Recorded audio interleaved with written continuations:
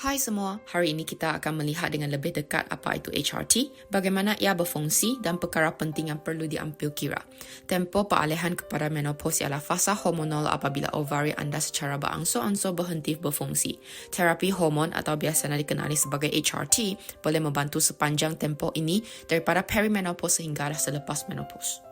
Jika anda berada dalam fasa perimenopause atau selepas menopause, anda mungkin mempertimbangkan HRT untuk menguruskan simptom seperti rasa panas mendadak, perubahan emosi dan juga untuk kesihatan tulang. Jadi, apa sebenarnya HRT?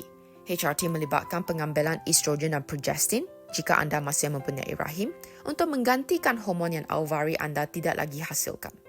HRT boleh didapati dalam pelbagai bentuk seperti pil, tampalan, krim, gel atau semburan.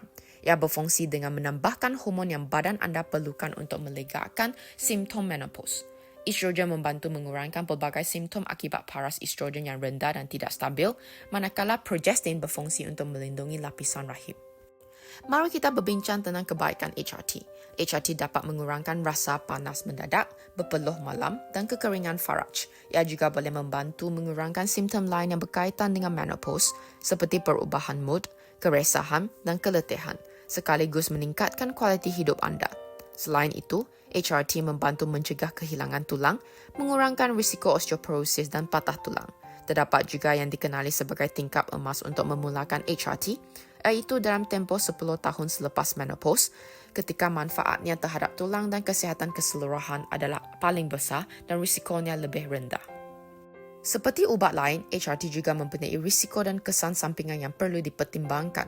Perlu diketahui bahawa walaupun HRT seiras badan tidak sama sepenuhnya dengan hormon yang dihasilkan dalam badan secara semula jadi.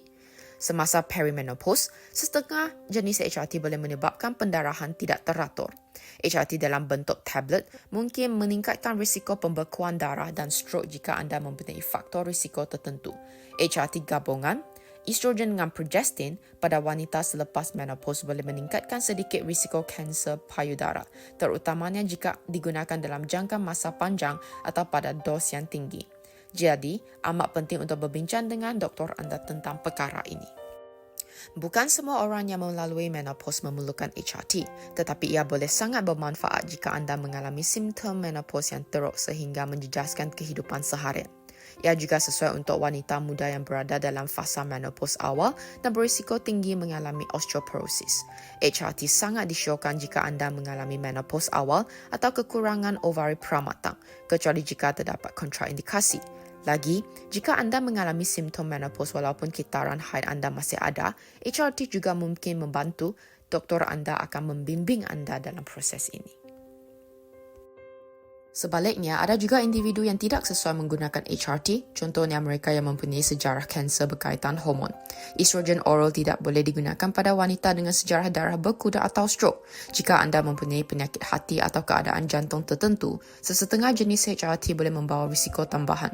Begitu juga, jika anda mula mempertimbangkan HRT selepas usia 60 tahun, risikonya adalah lebih tinggi. Oleh itu, sentiasa dapatkan nasihat daripada doktor anda untuk menentukan sama ada HRT sesuai untuk anda.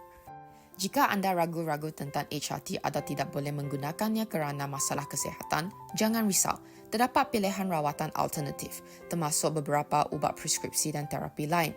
Perubahan gaya hidup juga sangat penting, tidak kira sama ada anda menggunakan HRT atau tidak.